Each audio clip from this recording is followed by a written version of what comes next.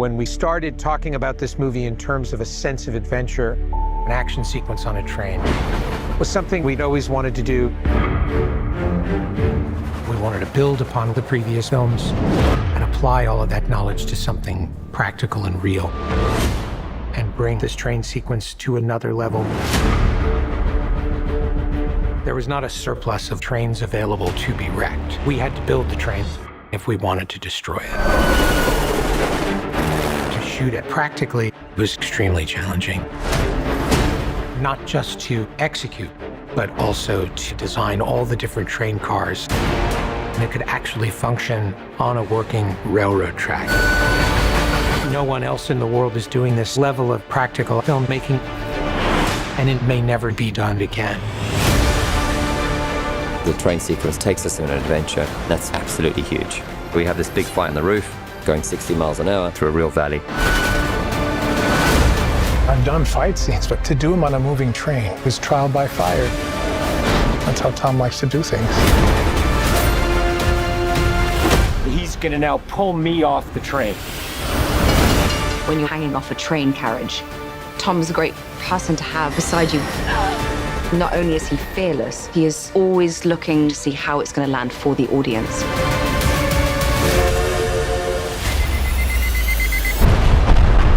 Crashing the train involved multiplying factors of difficulty. You'd be chasing the train as it goes off. Every single camera had exactly one shot at getting it right. It's not just a matter of going off. Because if we do it all, we don't capture it right, what's the point? 3, 2, 1, action!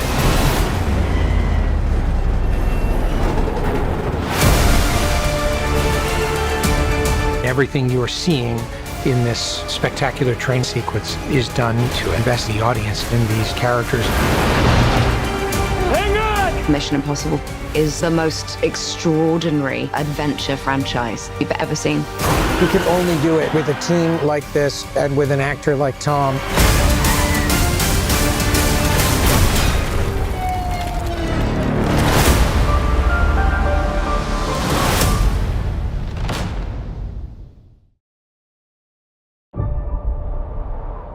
To shoot these stunts for Mission Impossible. With Tom, there are no limits, so we become a little bit more adventurous every time. Tom's doing a sport very few people on this planet do. It's called speed flying. It's a very beautiful and delicate sport. But it also is one of the most dangerous sports in the world. While it may look similar, speed flying is not skydiving. Skydiving is fairly predictable. Speed flying is incredibly unpredictable. It's a very small canopy racing down a mountain just feet off the ground. Any sort of crosswind could put Tom in peril. We're gonna do spirals. And we're landing in at incredibly high speed, over 80 kilometers an hour. We've been training for a few years now. And we're always looking for what's the most dynamic way to shoot this. Coming up with the stunt is only one of the technical challenges. The other is putting a camera in a place that you can see where Tom is operating the speedway. You can't get close to this with a helicopter or a drone. So we had to develop a gimbal system flying along with Tom. You had cameras hanging off of both sides being operated in a helicopter. What's going to work is here's you, here's me. This is what we need. That's one of the things of doing practical action. We are at the mercy of weather, and it's too dangerous. The wind's dropping now and it's only going to get better. Let's go, let's go, let's go. I'm ready.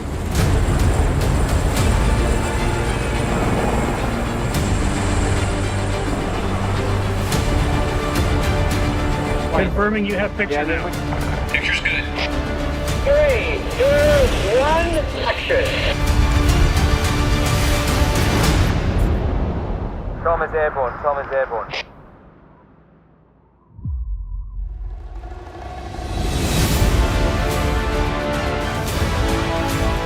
Flying very close to rocks looks quite beautiful. Behind the scenes, we were all in absolute terror. landing, Tom had to be flying towards the camera vehicle. That meant that Tom had to hit the exact mark, or it can end in disaster.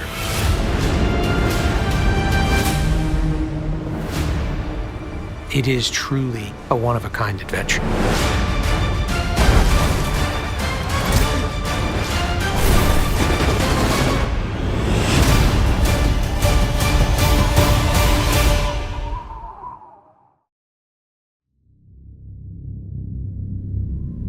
This is far and away the most dangerous thing we've ever attempted. We've been working on this for years. We're gonna shoot it in Norway, and it'll be a motorcycle jump off a cliff into a base jump. I wanted to do it since I was a little kid. It all comes down to one thing: the audience.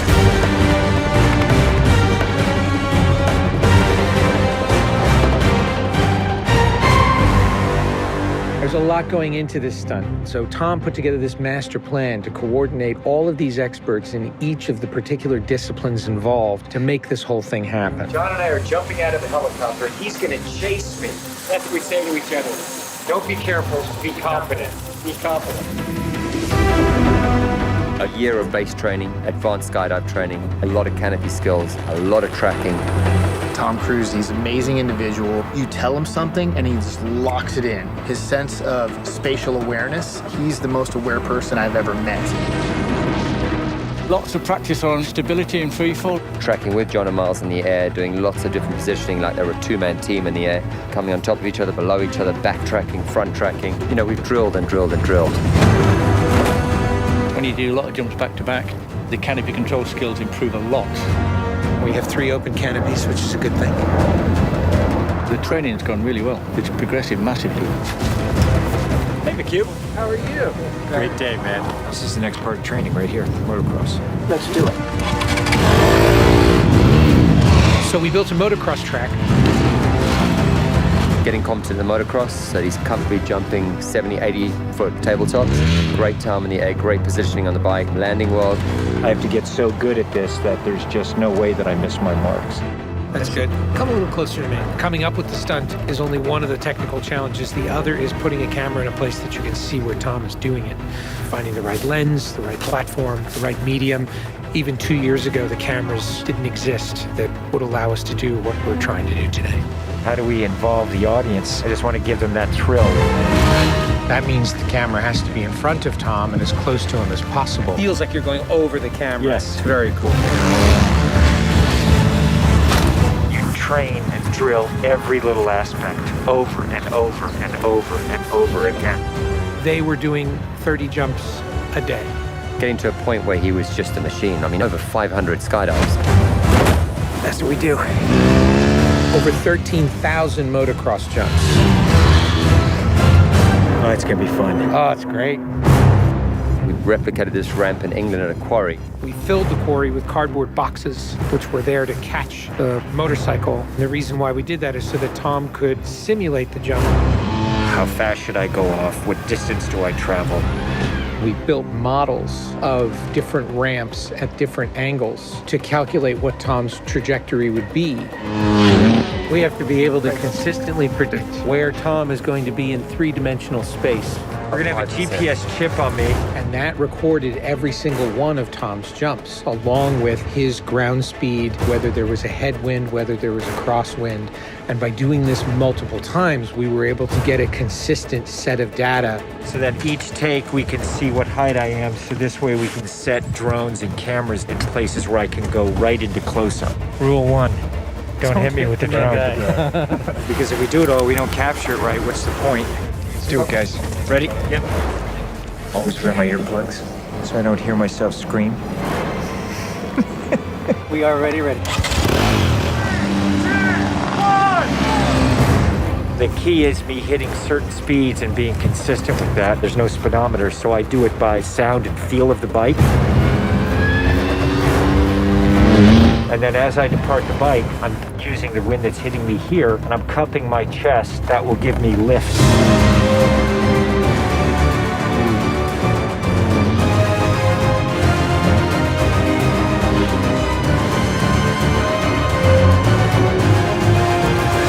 Thank you all very much for your help, guys.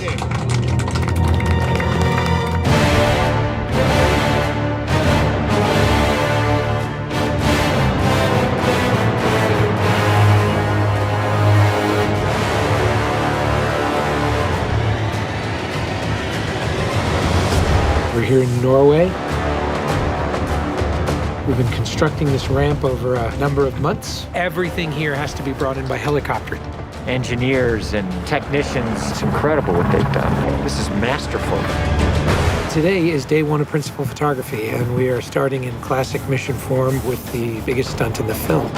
What we're doing here is I'm just doing jumps just to warm up the body. Let's do it just to get my tracking going and make sure everything's working all right. Try not to smile.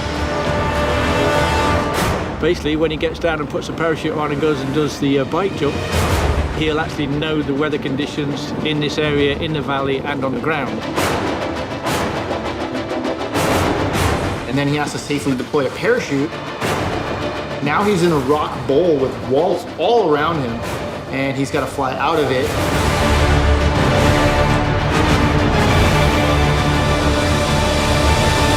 Of course, you know, when something's been done for the first time, you can't help but worry a little bit about how it's really going to turn out. With a jump like this, the challenge is finding the cameras, it's the amount of preparation, and then it's weather. You want the light to be right, you want the clouds to be right. Misty, but not foggy. This weather right here is exactly what we're looking for. He is about 10 minutes away from coming up here, landing, and doing the actual stunt. Sounds good. We're in motion. See you soon. Now we're going to set the frames of this camera ship with the drone just to verify everything, then we're going to get ready. You know, the only things you really have to avoid while doing a stunt like this is serious injury or death. Here we go. You're riding a motorcycle, which is pretty dangerous, on top of a ramp that's elevated off the ground, so if you come off the ramp, that's going to be very bad. You're falling. If you don't get a clean exit from the bike and you get tangled up with it, if you don't open your parachute, you're not going to make it.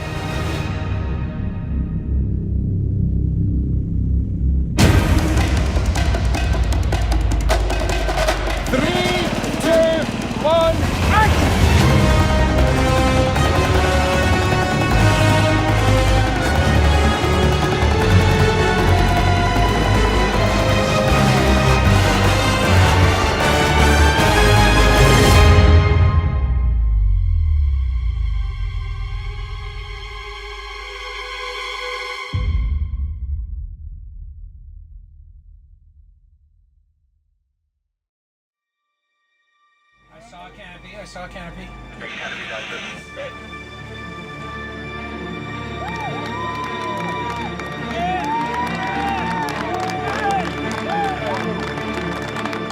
you guys, thank you. Now, Tom, that was absolutely beautiful. Like, nothing wrong. Bike went away. I mean, the track was perfect. It was actually, it was great. Thanks, mate. I think I can hold to the bike a little longer. Pretty much the biggest stunt in cinema history. Tom Cruise just rode a motorcycle off a cliff 6 times today.